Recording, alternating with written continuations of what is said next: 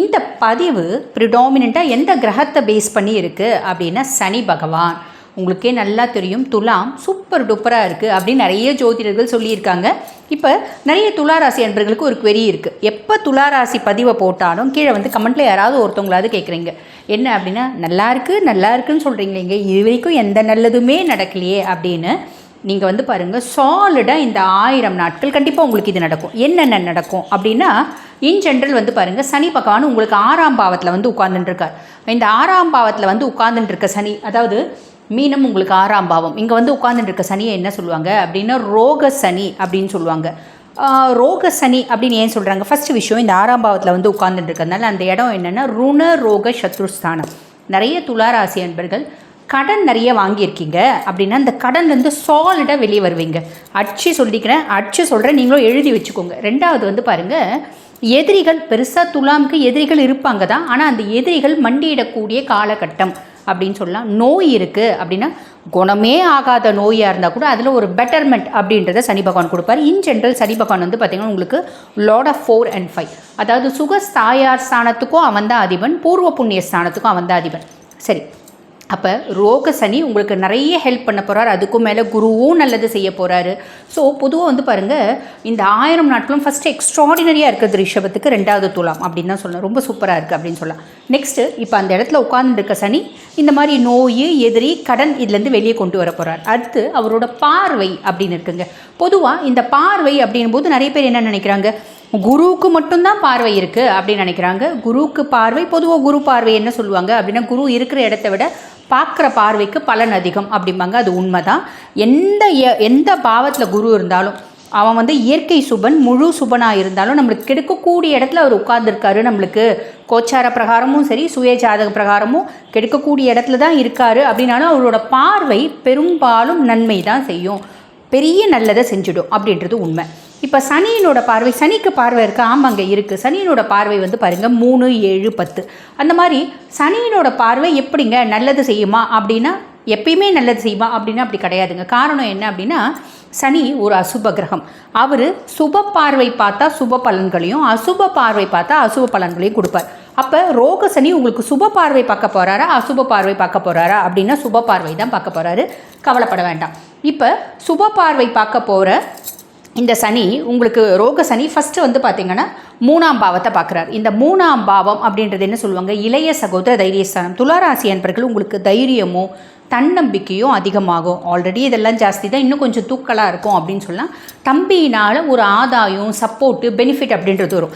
இப்போ நாங்கள் இப்படி சொல்லும்போது சிலர் சொல்லுவாங்க, எங்களுக்கு தம்பி தங்கச்சியே இல்லையேம்மா அப்படின்னா, அங்காளி பங்காளி பையன், சித்தி பெரியப்பா பையன், அதே மாதிரி பாருங்கள், அண்ணன் கூப்பிடுற ஏதோ ஒரு உறவுமுறை நம்ம தம்பியாக பாவிக்கிறோம் பார்த்தீங்களா, அவங்களால ஒரு சப்போர்ட் அப்படின்றது வரும். நம்மளோட கான்ஃபிடென்ட் லெவல் அதிகமாகும் அப்படின்னு சொல்லலாம். அதுக்கடுத்து 8ஆம் பாவத்தை பார்க்குறார். 8ஆம் பாவம் துஷ்தானத்தை பார்க்கறதுனால துளாராசி அன்பர்கள் உங்கள் லைஃப்பில் ஏற்பட்ட அசிங்கம், அவமானம், தலைகுனிவு இதெல்லாம் ஓவர் கம் ஆகக்கூடிய காலகட்டம் அப்படின்னு சொல்லலாம். ஆயுசுக்கு எப்போ பாரு ஏதாவது கண்டம் இருக்குதுப்பா, எனக்கு ஜோதிடரை போய் பார்க்கும்போது உனக்கு கண்டம் இருக்குதுன்னு சொல்கிறாங்க அப்படின்னா அதெல்லாம் ஓவர் கம் பண்ணிடுவார். சரி, புரியுதுங்களா? கவலையப்பட வேண்டாம். மாங்கல்ய பலம், லேடிஸாக இருக்கீங்க அப்படின்னா அவங்களோட மாங்கல்ய ஸ்தானம் அப்படின்னாலும் மாங்கல்ய பலம் அதிகமாகும். அசிங்கம், அவமானம், அவப்பேர் இதிலேருந்துலாம் வெளிவரக்கூடிய காலகட்டம். ஆரோக்கியத்தில் முன்னேற்றம் அப்படின்றது ஏற்படும். ஒரு நல்ல பேர், சொல்வாக்கு, செல்வாக்கு அதிகமாகும் அப்படின்னு சொல்லலாம். அதுக்கடுத்து வந்து பாருங்கள், அவரோட பார்வை 12ஆம் பாவம் அயன சயன போஜன மோட்ச விரயஸ்தானத்தில் சனியினோட பார்வை இருக்கிறதுனால பொதுவாக வந்து பாருங்கள், நல்லா சாப்பிட்ணும் அப்படின்னு தோணும், நல்லா சாப்பிடுவீங்க, நல்லா தூங்குவீங்க, நல்ல ரெஸ்ட் எடுப்பீங்க. ஒரு சுப செலவு அப்படின்றது வரும். சுப செலவுனா நிறைய துளாராசி அன்பர்கள் வீடு கட்டுவீங்க, வீடு வாங்குவீங்க, கார் வாங்குவீங்க, வண்டி வாங்கின ப்ராப்தி உண்டு. அதே மாதிரி பார்த்திங்கன்னா பிள்ளைங்களுக்கு நகை நட்டு வாங்குறது, பிள்ளைங்களை வெளிநாடு அமைச்சு படிக்க வைக்கிறது. இப்படி எனக்கு பிஸ்னஸ் வந்து இவ்வளோ நாள் நான் வந்து எந்த வேலையும் செய்யாமல் இருந்தேங்க, இப்போ புதுசாக ஒரு தொழில் ஸ்தாபனம் உற்பத்தி பண்ணுறது. ஆல்ரெடி எனக்கு சில பல காம்ப்ளிகேஷனால் தொழில் ஸ்தாபனத்தை மூடிட்டேங்க, அதை திருப்பி ரீஓப்பன் பண்ணுறது. ஆல்ரெடி எனக்கு வேலை வந்து நல்லா ஓடிட்டுருக்கு, இன்னும் ஒரு ஃப்ரான்சைஸ் எடுக்கிறது, இன்னொரு பிரான்ச் ஏற்படுத்துறது, இந்த மாதிரி நிறைய நல்ல விஷயங்கள் அப்படின்றது வருங்க. In general lot of 4 and 5 வந்து பார்த்திங்கன்னா உங்களுக்கு இந்த பாவங்களில் உட்காரும் போது, அதாவது இந்த பாவத்தில் உட்காந்து இந்த பாவங்களை பார்க்கும்போது அபரிவிதமான நற்பலன்கள் அப்படின்றத கொடுத்துருவோம். சூப்பராக இருக்குது அப்படின்னு தான் சொல்லணும். சரி, இப்போ துளாராசி அன்பர்கள் நான் சொன்ன பலன் கோச்சார பலன். உலகத்தில் இருக்க அத்துணை துளாராசி அன்பர்களுக்கும் இந்த பலன் நடந்தே தீரும். 100% நடக்குமா இல்லை 50% தான் நடக்குமா? இதை எப்படி நம்ம ஜட்ஜ் பண்ணிக்கணும் அப்படின்னா ஒன்றும் இல்லை, ரொம்ப சிம்பிள். நீங்கள் நேராக போங்க, வீட்டில் பீரோவில் வந்து பாருங்களா, நீங்கள் ஜோதிடம் உங்களது புக் வச்சுருக்கீங்க பார்த்தீங்களா, அதாவது ஜாதகம், அந்த ஜாதகம் புக்கை எடுத்து வைங்க, பிரிங்க, ராசி கட்டத்தை பாருங்கள். அதில் லான்னு போட்டிருக்கோம், அது லக்னம், ஓகேங்களா? அதை 1ன்னு போட்டுக்கோங்க. அதுக்கு அடுத்த கட்டம் 2, 3 அப்படி 12 கட்டமும் போட்டுக்கோங்க. சனி நீன்னு போட்டிருக்கோம் தமிழில், இல்லைன்னா சேட்டர்ன்னு போட்டிருக்கோம். எந்த இடத்துல போட்டிருக்கோம், எந்த கட்டத்தில் போட்டிருக்கோம் பாருங்கள். 3, 6, 8, 12 இந்த இடத்துல சனி பகவான் இருக்கார் அப்படின்னா இப்போ நான் சொன்ன அத்துணை நல்லதோ எனக்கு 100க்கு 100% நடந்துருமா? கிடையாது, 50% தான் நடக்கும். புரியுதுங்களா? சரி, இந்த பாவத்தில் தான் இருக்கார். குருனோட பார்வை நான் ஆல்ரெடி சொன்னேன், குருக்கு விசேஷ பார்வை உண்டு, 5, 7, 9. குருனோட பார்வை அவர் இருக்க இடத்துலேருந்து கணக்கு போடுங்க. குரு 1 உட்காந்துருக்காருன்னா அந்த இடம் 1, 2. சனி மேலே அவரோட பார்வை விழுதா பாருங்கள். பார்வை விழுது அப்படின்னா இப்போ நான் சொன்ன பலன்கள் அத்தனையும் 100க்கு 100% நடந்து. ஓகேங்களா? சரி, இப்போ சுய ஜாதகத்தில் சனி வேறு பாவங்கள் வச்சுக்கலாம்.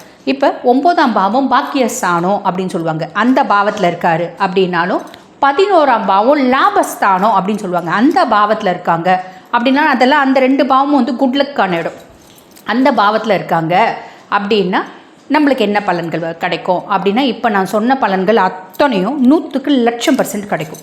இப்போ அந்த பாவத்தில் தான் இருக்கார் சனி. ஆனால் இப்போ வந்து பாருங்கள், குருனோட பார்வையும் இருக்குது அப்படின்னா அது இன்னும் கொஞ்சம் நம்மளோட வரக்கூடிய லக்கை என்ஹான்ஸ் பண்ணி கொடுக்கும் அப்படின்னு அர்த்தம். நீங்கள் சொன்ன பாவத்தில் இல்லை, எனக்கு 2ஆம் பாவத்தில் இருக்கார், தன குடும்ப வாக்குஸ்தானத்தில் சனி இருக்கார், தனாதிபனாக இருக்கார். ஆக மொத்தம் அதுவும் வந்து பார்த்திங்கன்னா குட்லக்கு கொடுக்கும். 10ஆம் பாவம் தொழில் ஸ்தானத்தில் இருக்காருமா, தொழிலில் ஒரு பெரிய முன்னேற்ற மேன்மை, அதுவும் நல்ல ஸ்தானம் தான், முன்னேற்ற மேன்மை கொண்டு வந்து கொடுத்துரும், கவலைப்பட வேண்டாம். 1ஆம் பாவத்தில் இருக்கார், என்னோடய சுயஸ்தானத்திலே சனி இருக்கார்.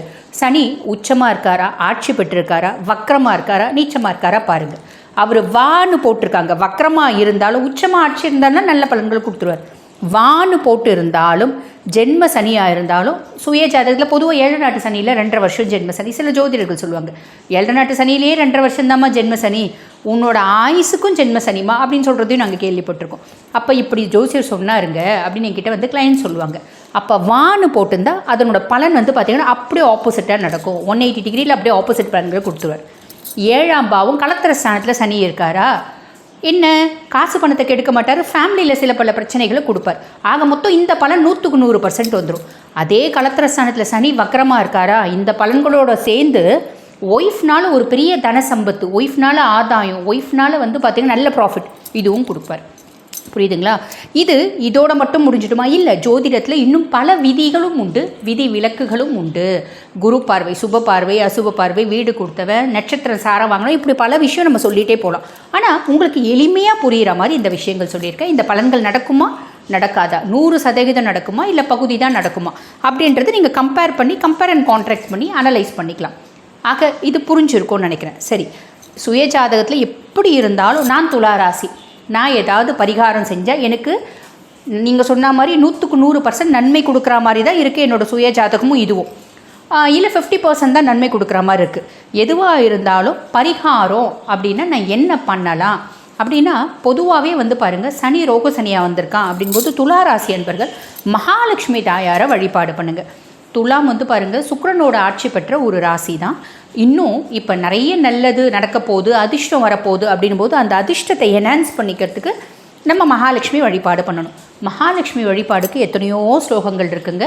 பொதுவாக மகாலட்சுமி தாயாரை வழிபாடு பண்ணணும் அப்படின்னாலே ஸ்ரீ சுக்தம் பாராயணம் பண்ணுறது, கனகத்தாரா ஸ்தோத்திரம் பாராயணம் பண்ணுறது, இல்லைனா மகாலட்சுமி அஷ்டகம், அந்த மகாலட்சுமி அஷ்டகத்தை தினம்தோறும் பாராயணம் பண்ணுறோம் அப்படின்னா ஜஸ்ட் ஒரு 5 minutes தான் ஆகும் அது பாராயணம் பண்ணுறதுக்கு. நீங்கள் பாராயணம் பண்ணுறீங்க அப்படின்னா அபரிவிதமான நற்பலன்கள் அப்படின்றது சாலிடாக நடக்கும். ஸோ கம்பேர் பண்ணி பார்த்துக்கோங்க. இதுக்கும் மேலே குருவும் உங்களுக்கு சப்போர்ட்டிவாக இருக்கார், ஆல்மோஸ்ட் எல்லா பேச்சுமே சப்போர்ட்டிவாக இருக்குது. இந்த 1000 நாட்கள் துளாராசி அன்பர்கள் உங்கள் கையில் இருக்குது. எப்படி அதை கரெக்டாக யூஸ் பண்ணிக்கிறோமோ யூஸ் பண்ணிக்கோங்க. வாழ்த்துக்கள்.